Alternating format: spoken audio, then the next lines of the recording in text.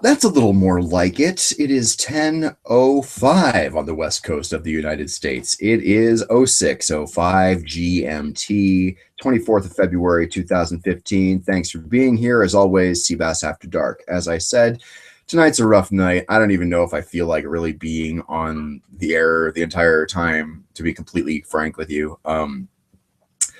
Sort of been a little bit of a rough day, not a horrendously rough day. I've had rougher days, but like it's just you know, it's been one of those days, I guess is the only way to really say it. um I left my phone in the other room, and it's actually charging. I sort of wasn't really paying close attention to the battery level, and it's just been a rough night. You know what I need? I can tell you what I need. What I need is to start the show the way I always start the show, and that is with a delicious, lovely beverage of a Code Red Mountain Dew. What do I have to talk about tonight? Let's see if I can't bring up some lovely news stories and be interesting as always. There is a video that shows a driver being ejected from his SUV on a Cleveland highway. Boy, if that isn't a little bit fascinating, I don't know what is. I kind of want to do Game Show Tuesday night. I love game shows, classic ones, new ones, whatever the case may be. We'll do maybe a bit of a new one tonight because a friend of mine posted a link to a really new, it's a British game show, but it's actually new and it's actually pretty badass looking. I think it's called 200 Heartbeats or something like that. You have the length of time it takes your heart to beat 200 times to answer the questions. And I think finally, what an interesting, different concept somebody has come up with for a game show. And we'll actually take a look at that. Maybe a little more Philip Perea after we kind of got to the good point of the sort of part I wanted to get through to last night, and I feel like taking a break from that. Whole bunch of train crashes. What the hell is up with the fucking train crashes lately? We'll talk about that. The man behind the Oscars, beautiful animated slides. Don't know if you noticed, I don't like talking about the Oscars. I hate the Oscars. Rich motherfuckers giving other rich motherfuckers gold motherfucking awards. It's like, you gotta be kidding. How could that be interesting at all? I'm fascinated that anybody at all watches that show. But in this case, I did tune in for like the last hour of it, maybe the last hour and 10 minutes or something like that. And it turned out that I was captivated by those little graphical slide things that presented each movie, and the nominees for Best Director are blah, blah, blah, blah, blah, blah. And each slide sort of depicted the film that was being talked about. So when you were talking about Birdman, you saw stuff from the theater, maybe a bird outfit, whatever it was, icons that represented the movie. If you were talking about the Guardians of the Galaxy, you saw stuff from Guardians of the Galaxy, that kind of thing, right? It was actually very specific and very cool. I like that a lot. And the story I really want to talk about, I don't know if we'll have time for the Chicago police detaining Americans at a black site thing, but I think that is kind of mildly interesting and probably worth discussing for a little while. But more important than anything else, the story about marijuana. A new study has come out, and it's using a kind of novel method reportedly to measure the health risk associated with various drugs. And as I said on Facebook, fuck me running. It blows my mind that marijuana is less dangerous than alcohol and tobacco. It's actually not a shock. In fact, anybody who has any experience with it whatsoever probably would have told you the same thing just off the top of their head, because number of people who die from alcohol every year, one way or another, number of people who die from tobacco related causes every year, one way or another, and the number of people who die of marijuana related causes every year, one way or another. There's a colossal disparity there. Is there a helicopter going over? Is that what's happening? Maybe there's a helicopter about to land in the yard. I don't know. But we'll talk about a whole bunch of stuff. I don't really know. I'm just going to plug the broadcast here a little bit. All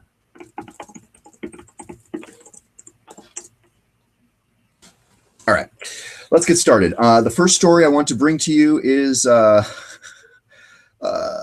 right, well, let's see if I can bring this one up. This is another Oscar-related story. It's talks about how somebody caught Michael Keaton putting away his acceptance speech. Now, I'm not a fan of Birdman. You heard me talk about that. Birdman is a piece of shit movie, and it's horrendous. It's not just like medium bad. It is really horribly, wretchedly bad. And it's not horribly, wretchedly bad. That is wrong of me to say, but it is not, it's sort of like, oh, the drama of being an actor. And, in a way, it kind of pokes fun at that. It pokes fun at celebrity. It pokes fun at acting and, kind of something, who gives a shit kind of a way. I think that's actually probably pretty valid. Let's see if I can make that video play, because I could not make it play on my tablet earlier, and I sort of did want to look at it. So I'm going to be seeing it the first time with you. Let's switch to it here. All right, here's the video, supposedly, of Michael Keaton putting away his acceptance speech, sadly, after realizing he lost. It's only 35 seconds, and it's sort of a... All right, there it is. He's putting his speech away.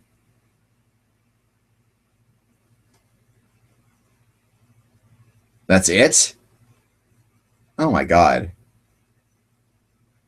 Boy, was that a disappointment, and sort of not what I thought it would be.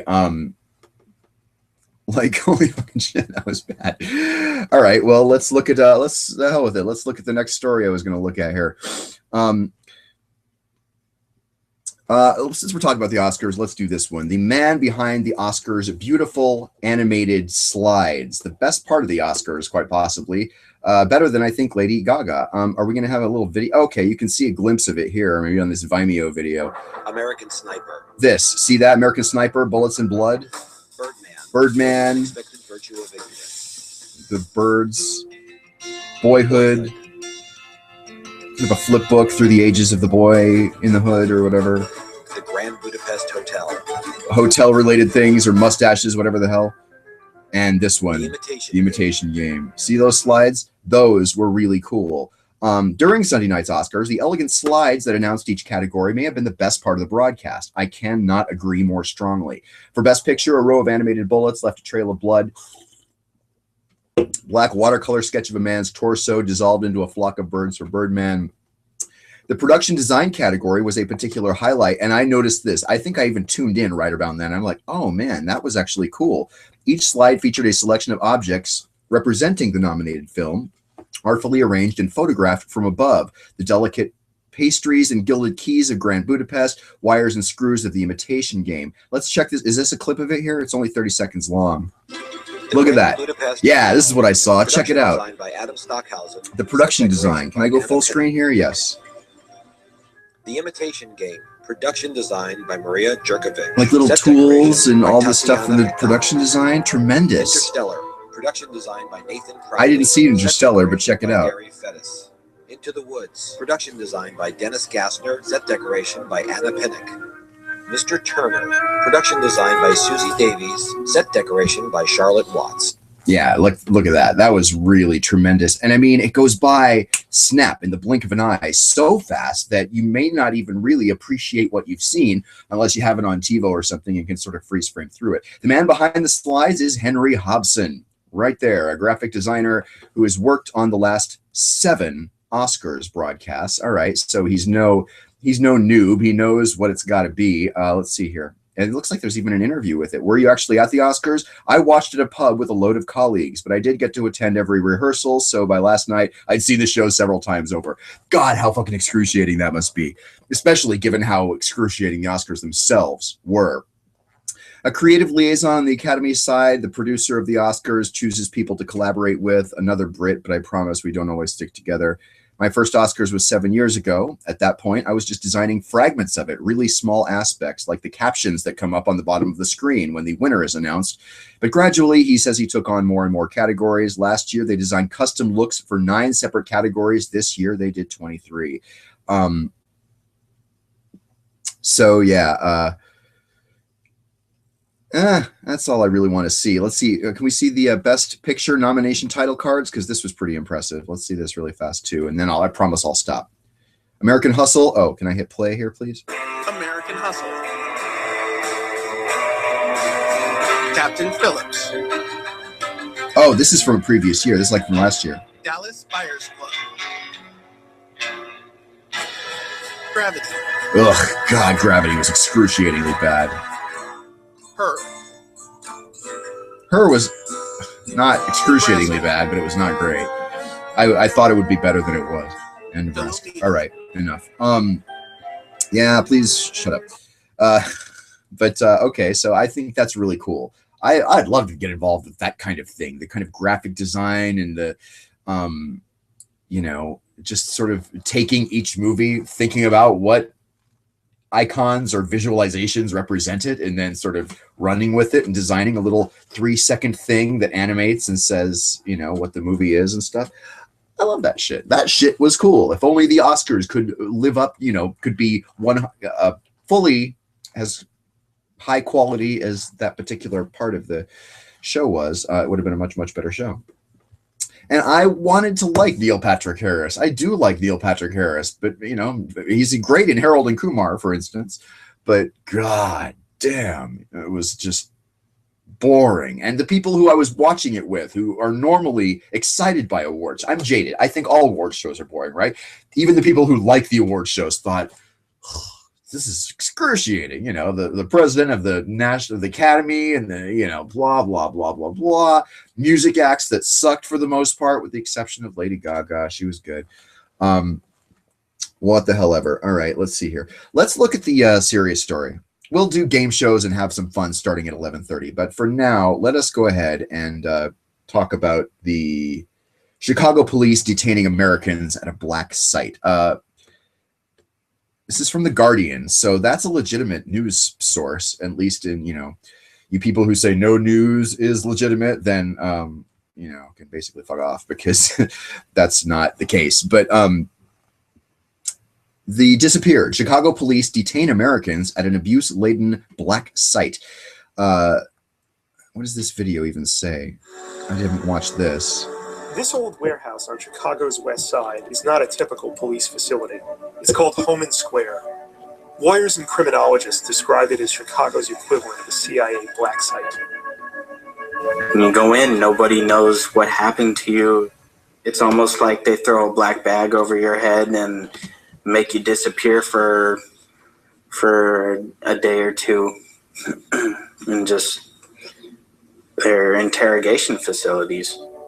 In May 2012, Brian Jacob Church traveled to Chicago to protest the NATO summit.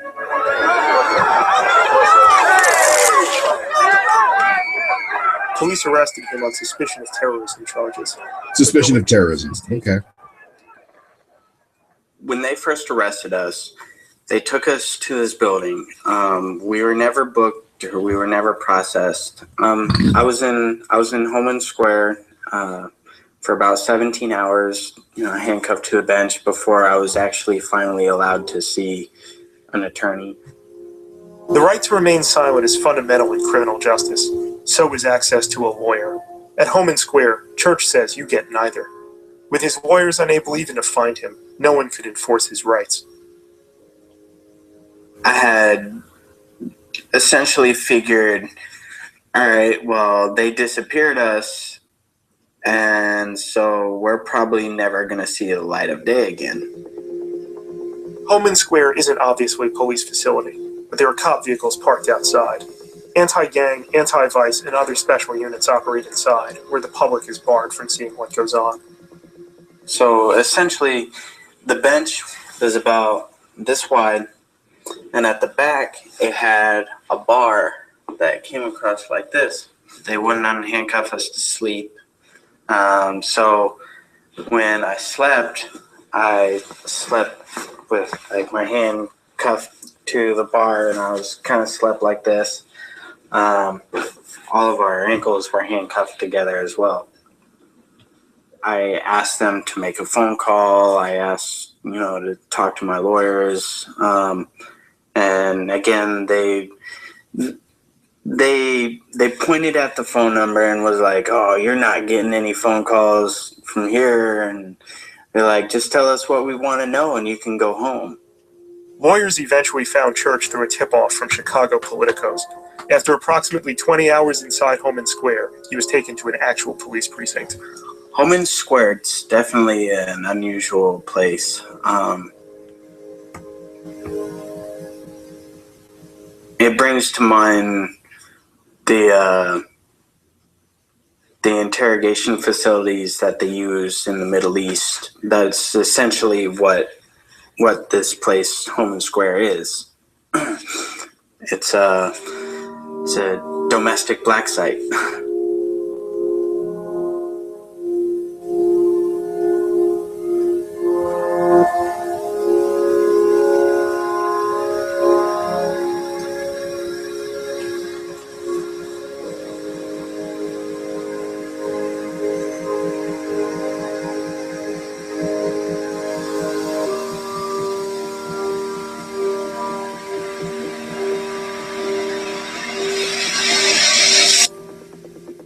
Yeah, okay. America is the free country where you can make your dreams come true as long as you don't get on the wrong side of the police. I know cops. A lot of cops are good cops. Not all cops are bad cops. In fact, most cops probably, I feel like it's safe to say, are not bad cops. But I will quote you this because it's a radio show I listened to that had on a couple of police officers. I think it was 4 of them, but they were all anonymous. That was the thing. They were kind of doing an anonymous police discussion where these cops could really speak their minds honestly because they were unidentified. Their agency was unidentified, but they, took questions, took calls, whatever. And the question came up: how many people who are police should not be police in your estimation? I may have even mentioned this on the show before, and the figure that they all kind of settled on was 20 to 25%. So a full, I don't want to say quarter, but let's say up to a fifth to 25%, a fifth to a fourth of people who are police, for one reason or another, probably should not be cops. The reason, it's pretty simple. I mean, there are people who are idiots. There are people who are power hungry. And there are people who maybe aren't idiots and aren't power hungry, but are trained badly. So whether you're in one or more of those categories, it adds up. And there's a lot of people who probably ought not be police. Now, I don't know that guy's story. I haven't really fully read this entire article, and I'm not surprised that the police don't let, people like the Guardian into their secret facility, where the undercover police are. Let's go back to the article just for a second so I can sort of read it along with you as we discuss this. Another attorney, let's see here. The raid attracted major media attention. A team of attorneys could not find Church through 12 hours of active searching, according to his lawyer. No booking record existed. Only after the lawyer and others made a major stink with contacts in the offices of the Corporation Counsel and Mayor Rahm Emanuel did they even learn about Homan Square. They sent another attorney to the facility where he ultimately gained entry, talked to Church through a floor-to-ceiling chain link metal cage, whatever. I mean, they try to sort of be a little bit overly dramatic. If you're incarcerated, you're incarcerated. Floor-to-ceiling chain link metal cage is not all that surprising. But police took his defendants and he and his 2 co-defendants, hours later to a nearby police station. After serving 2.5 years in prison, the guy's currently on parole. I guess he possessed an incendiary device. If he had an incendiary device, he deserved to probably pay for that. You don't get to blow shit up. But the Guardian video there did say that he was cleared, or he was found exonerated, found not guilty of the terrorism-related charges. 3 attorneys interviewed by the Guardian report being personally turned away from Homan Square in the past 4 years, or within 4 years, 2009 to 2013, without being allowed access to their clients. 2 more lawyers who hadn't been physically denied describe it as a place where police withheld information about their clients' whereabouts. Church was the only person who'd been detained at the facility who agreed to talk with the Guardian. Their lawyers say others fear police retaliation. One man in 2013 had his name changed in the Chicago Central Bookings database and then was taken to Homan Square without a record of the transfer. According to so-and-so, the man wishes to be anonymous. His current attorney declined to confirm the account. So there's some she found out where he was after he was taken to the hospital with a head injury. He said the officers caused his head injuries in an interrogation room at Honan Squares. They've been looking for him up to 8 hours. He sent me a phone pic of his head injuries because I'd seen him in a police station right before he was transferred to Honan Square without any head injuries. So it's one of those stories that I feel like I wish there was more corroboration. I wish there were more people who's giving their names, standing up for it. But I also understand people being afraid of retaliation. The more I read, this kind of does concern me because police that like to stop reporters from doing their job, that pisses me off. That is not acceptable. And I was always, when I was a reporter, I was dying for a police officer to arrest me in the course of legally doing my job because, God, I would have made that police officer the most famous cop in the history of police officers. And I would have, made it so he couldn't have been a mall cop in Zimbabwe, probably by the end of the year. Bartums, another attorney, said that in 2013 she got a call from a mother worried that her son had been picked up by the cops. A sympathetic sergeant followed up with the mother to say her son was being questioned at Homan Square in connection with the shooting and would be released soon. An officer told the attorney, well, you can't just stand here taking notes. This is a secure facility. There are undercover officers, and you're making people very nervous. This is kind of the shit that cops say when they don't like reporters or people, sort of doing. They kind of told to leave. She said she would return in an hour if the boy was not released. He was home and not charged after 13 hours in custody. Chicago Tribune said a 44-year-old person was found unresponsive inside an interview room and pronounced dead. The Cook County medical examiner told the Guardian the cause of death was heroin intoxication.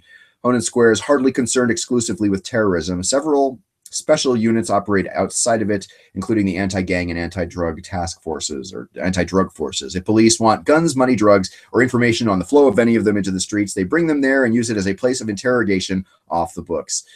That's not okay. I got to say, it does not surprise me. Police can kind of do whatever the fuck they want, and they can just kind of decide. Here's the other thing. You know about the civil forfeiture thing? If you're within the sound of my voice and you want 15 minutes of music, I'd play it on this, but I'm pretty sure that it's copyrighted and it'll get my shit shut down if I try to play the John Oliver. Go to YouTube and type in John Oliver civil forfeiture, because the police can find a way to, take your car. If you have money, they can take your money, and they can sort of do it because, it's this very complicated legal, sort of mumbo jumbo that I'm not a lawyer. I don't freaking understand it. But the police the people who design these laws, have it wrapped up tighter than a drum. They got a nice little bow tied on it where they can do whatever the fuck they want, take your shit away from you, and it's within the law because of the civil forfeiture situation. In other words, if they just sort of just decide that I believe you may be involved in drug dealing, that's all they kind of need to say. And you can't really sue, or you can't, you're not in, let's just try and explain this better. And let's go to YouTube to do it. I'm not going to play the John Oliver thing, but I'll bet you dollars to donuts that there is some kind of good news story on it. Let's go to YouTube and type in civil forfeiture and just see if I can find a reputable news agency that talks about civil forfeiture. It's a bunch of bullshit and it's not right. Here's the John Oliver thing. Last week tonight, civil forfeiture. Go spend 16 and a half minutes watching that. Let's see 6 minutes here. No, that's not a legit thing. Here we go. 5 minutes of PBS NewsHour talking about it. PBS NewsHour is solid. U.S. Attorney General Eric Holder today announced a major shift in how state and local police departments are permitted to seize and auction off property from those who are not convicted of a crime. Yeah, they're not convicted. Srinivasan has more.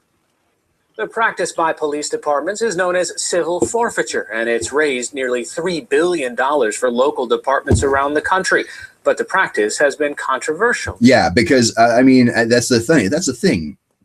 Because property has been seized from people who are only suspected of a crime, but not convicted. To talk more about this is Sarah Stillman, a staff writer for the New Yorker magazine. Her reporting nearly 2 years ago brought to light some of the abuses of the policy. So, Sarah, I love tried that to do woman. it justice with a really tiny description, but explain civil forfeiture and what's gone wrong with it, just so we have an idea of why this is so significant today. Cops are using it, essentially, police agencies, rather, in large part, are using it as kind of a free-for-all. They get to kind of just make money and get toys this way. Well, civil forfeiture is basically a tool for law enforcement to seize people's property, their cash, their cars, other goods, and basically appropriate it if they believe that it has been used in the course of a crime. Now, the problem with it is that often that's been based on suspicion alone. So people don't actually have to be proven guilty of a crime before their property is taken. Did you get that? You don't have to be proven guilty of a crime for your property to be taken and never returned. So the big news today is that Eric Holder basically announced that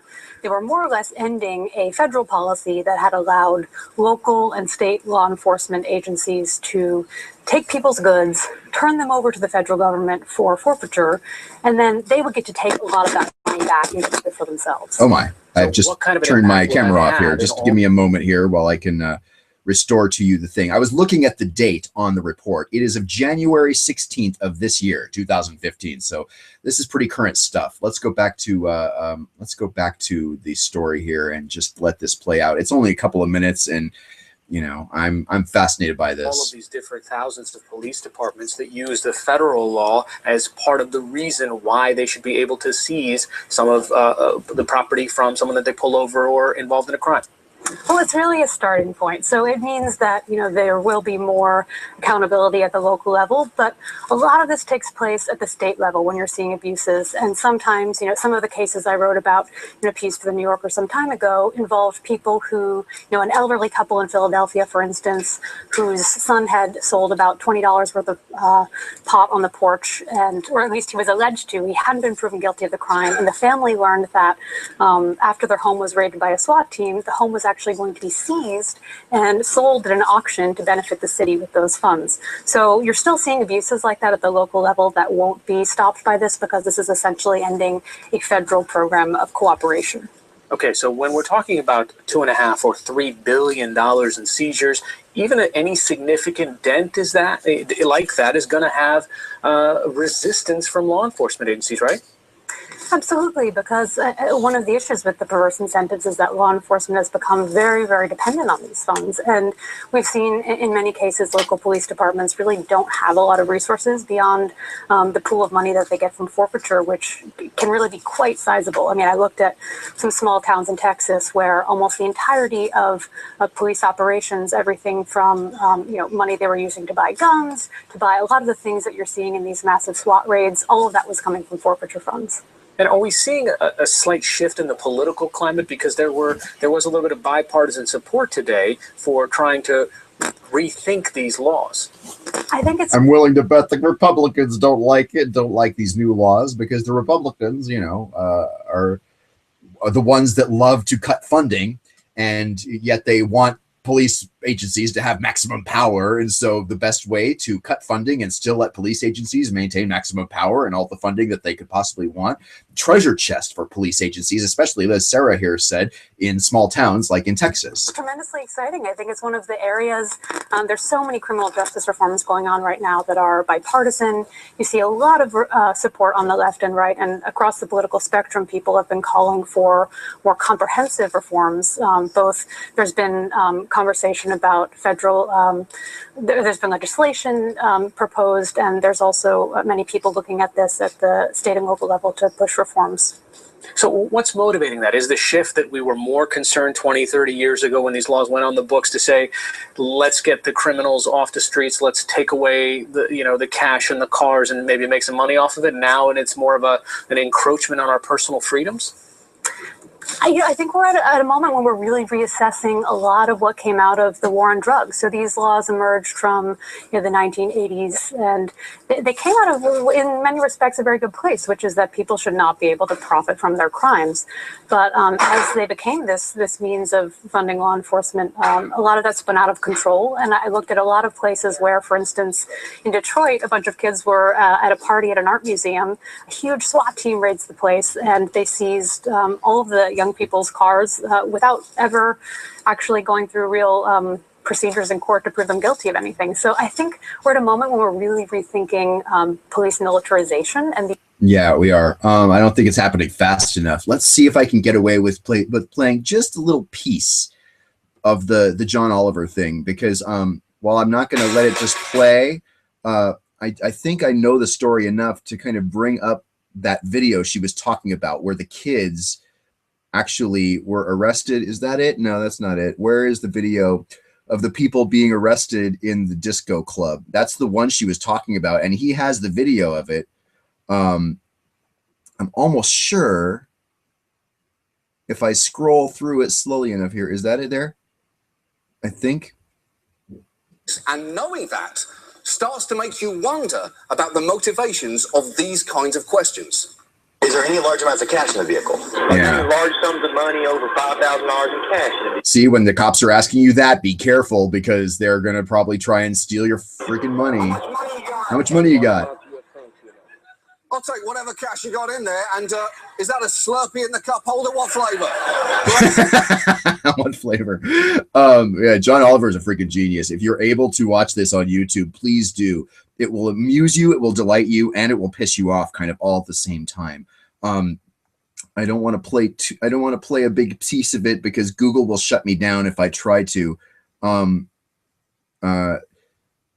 Here we go. 3,300 vehicles and $44 million in cash and civil forfeitures. Holy shit. Usually when someone describes something taking 3,000 vehicles and 1,000 houses, they're talking about a fucking hurricane. Yeah, they are. Let's see. Come on, John. Where's this piece here? That's right. Their first step in challenging the police seizing their property was in a courtroom without a judge hearing their case. How can you even still call that a courtroom? If you take all the doctors out of a hospital and replace them with otters, that's no longer a hospital. It's better, it's much better, but it's not a hospital. I don't know what, I love it, but it's not a hospital. In fact, recourse is so difficult that most people who've lost stuff to civil forfeiture just choose to walk away rather than fight. So at this point, it should seem obvious that the bad may be starting to outweigh the good with civil forfeiture laws. So we've really got two choices. We can take a hard look at reforming them, or at the very least, we need to reform our network cop dramas to make them a lot more representative. All right. Well, I'm not going to play too much more of that because that's not even the good part. But suffice to say, the civil forfeiture thing is not over. And the girl was saying they came from a good place in the 80s. Your drug dealers should not be able to profit from their crimes and stuff. But now police agencies have used it as their own personal cash cow. They can, because again, the thing is, you don't have to be convicted. You just have to be suspected. And let's be honest, we all know that cops at times can just kind of decide, I suspect you've been involved in some crime without any kind of validity and without any kind of proof. It's pretty freaking upsetting, I think, if you ask me. Okay, let me switch over here to my Facebook feed, because the Facebook feed is where the game show is that I want to show you. The game show that I want to show you came to me from a very good friend that I like a lot, and here's the video. Okay, hopefully, yes, good. Maybe, no. Not good, but I can, however, bring up the video here, I believe, and then I can play it for you. This is a new video game. It's all about your heartbeat, interestingly, and I think that's really funny. Please play without having to be logged into Facebook. Yes, okay, here we go. We're going to be able to play it, and it's going to be, oh, I am logged into Facebook. No wonder. Okay, it's all beautiful. This is the 1,000 Heartbeats game show. One contestant Oops. hooked up to a heart monitor. 7 challenges, 25,000 pounds. This is great. And 1,000 of your own heartbeats counting down. 1,000 of your own heartbeats counting down. Breathe deeply and keep Here calm. we go. I don't know it. Because the quicker your heart beats, the faster your time runs out. No, I'm sorry. God damn this Google software. It's such a piece of shit. It is such a piece of shit, this Google Hangouts software. I'm going to switch again now to the correct feed, and we will play the video for you. This is 1,000 heartbeats. I won't play the whole thing. We'll watch a little bit of it, though.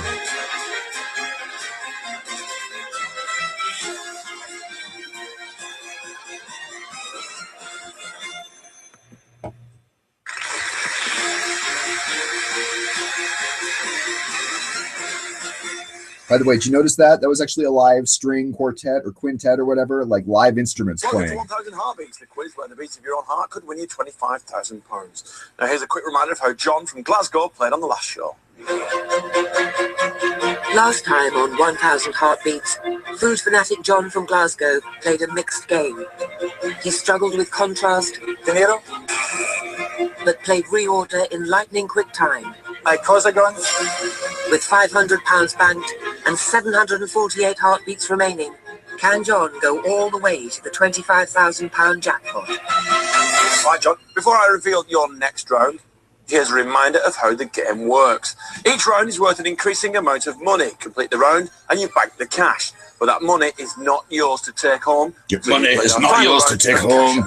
It's like Get a Shrek. question wrong, we're going to deduct 25 heartbeats. If you can't figure out the answer, you can step off the plate, but it will cost you 50 heartbeats. And remember, if at any point your heart rate counter hits 0, it's game over. All right, John, are you ready to play? I am, yes. All right, good stuff. Let's take a look at your next round. It's Unscramble. Here's how it works. This is Unscramble. You will see 5 anagrams. You will then be given a theme that links them all together. To complete the round, you must unscramble all 5 words. If you need help, you can request a clue, but it will cost 25 heartbeats. Finish Unscramble before your heartbeats run out, and you'll bank £1,000. Okay, I got Right, it. John, it's round 3. You've got 748 heartbeats remaining. So far, so good. In a really strong position. So let's carry on like that. Are you going to play on for £1,000 or cash out with 500? No, I'm playing on. Yep. All right, good luck, John. Let's play Unscramble.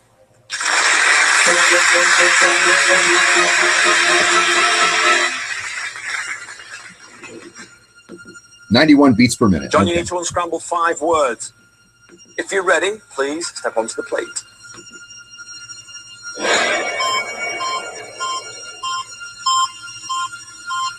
Ooh, 102. Objects. Play. 1 spanner, 2 2 hammer. hammer,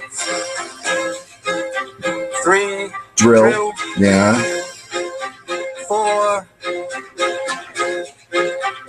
5 screwdriver, Good.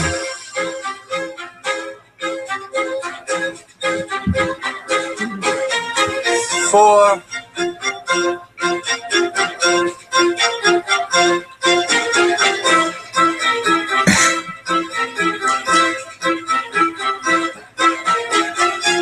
I love this. hacksaw.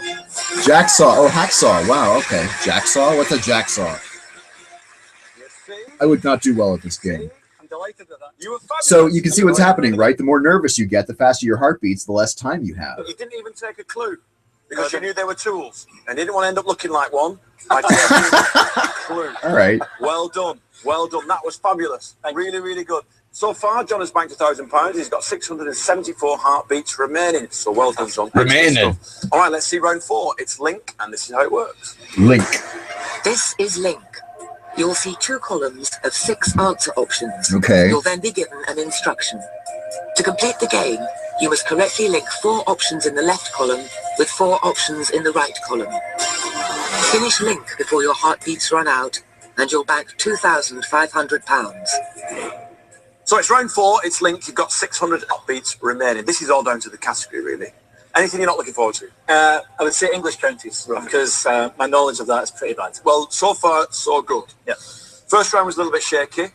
Yep. 2 and 3 have been absolutely fantastic, John. Very, very impressed. You've banked £1,000. Do you want to try for 2,500 or cash out with that grand? I love it. No, I'm definitely going on. Right, Definitely good, that's going the right on. answer. Good. I'm dying to see this Let's game. play Link. Good luck. Take your time. Here we go. I kind of wonder how they're measuring his heartbeat. Like, is it on his finger? Do they have something hooked up to him? I guess they must.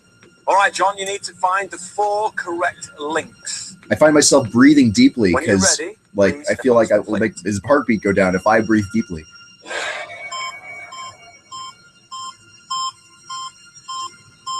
Mona Lisa, The Scream, Night Watch, Guernica, The Kiss, Girl with a Pearl Earring. Oh, match the art with the artist? Okay. Play.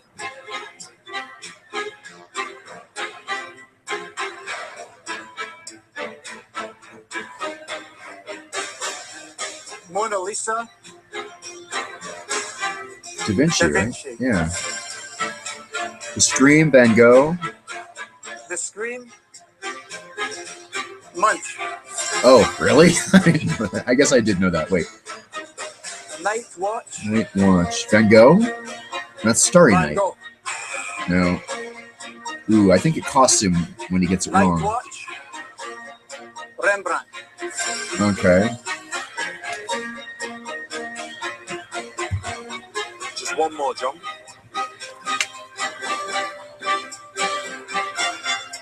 The Kiss. Flint. Yes! Well done. Nice. I guess he didn't have to do them all. Just match 4. Okay. Really good.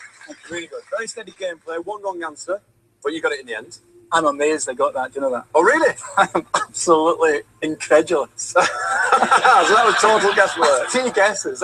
Yeah, well done. Well done. Thank you. That was really good, really good. So you've banked £2,500. You used 135 heartbeats, a few more than what we used to. Yeah. I'll be honest with you. But you peaked at 117.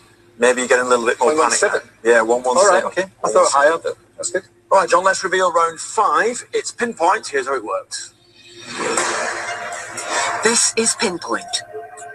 You'll see a grid of numbers. Oh, You'll man. then be given an instruction. Okay. Which You ball must is the scan the grid highest? to find and work out the answer.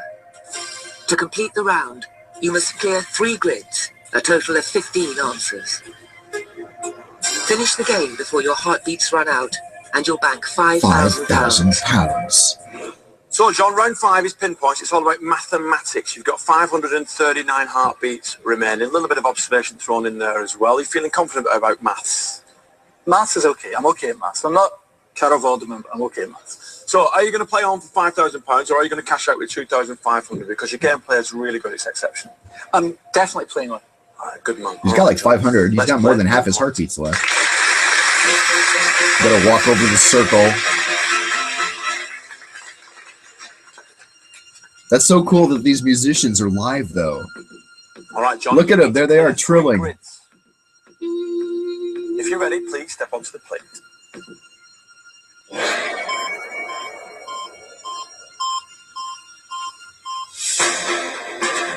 Play.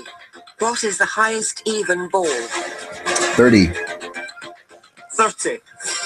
Multiply the orange ball by the lowest pink ball. 24.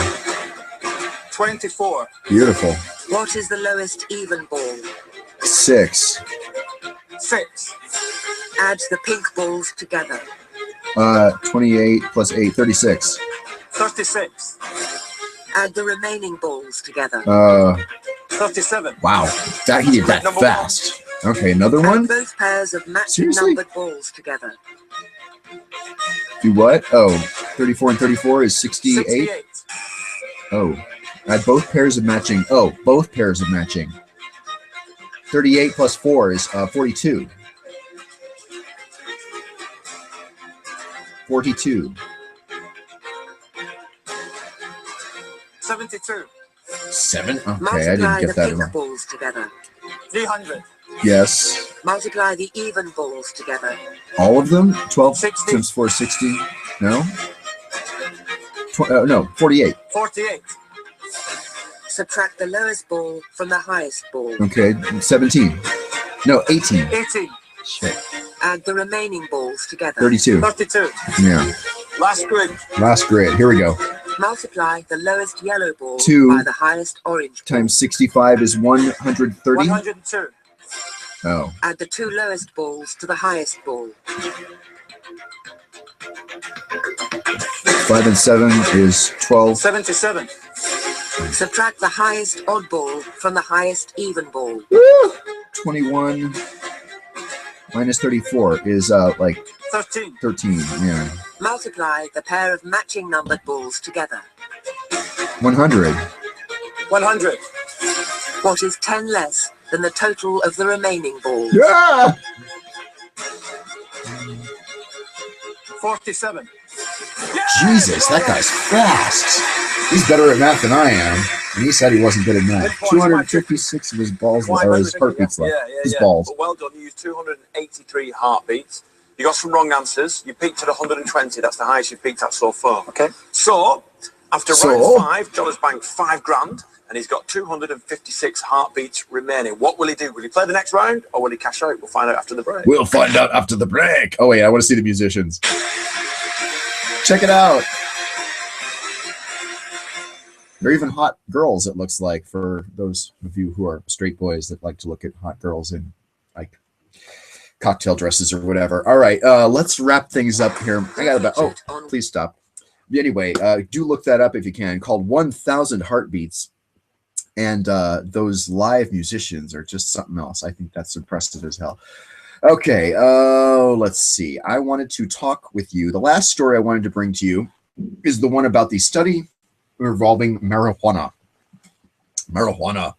Using a novel method to measure the risk of mortality associated with the various use of various legal and illegal drugs, scientists have confirmed what earlier studies have indicated. Alcohol is the deadliest, marijuana the least risky. The study says at the individual level, booze represents the highest risk of death, followed by nicotine, cocaine, and heroin, suggesting the risks of alcohol consumption have likely been underestimated.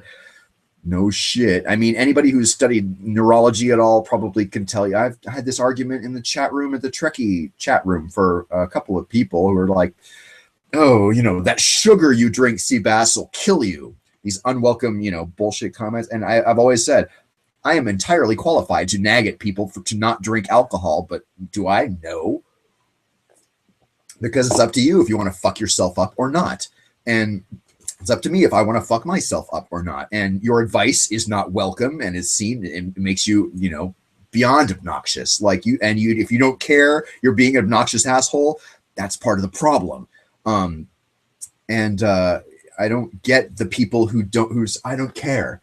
I don't care if you don't like that I tell you that you shouldn't drink sugar. It's like, fuck you. You are fucking yourself up way worse by drinking alcohol, even moderately. Marijuana was found to be significantly less deadly and sat at the other end of the spectrum, in agreement with previous research, highlighting the need to use scientific evidence while creating policies regarding the use of licit and illicit drugs.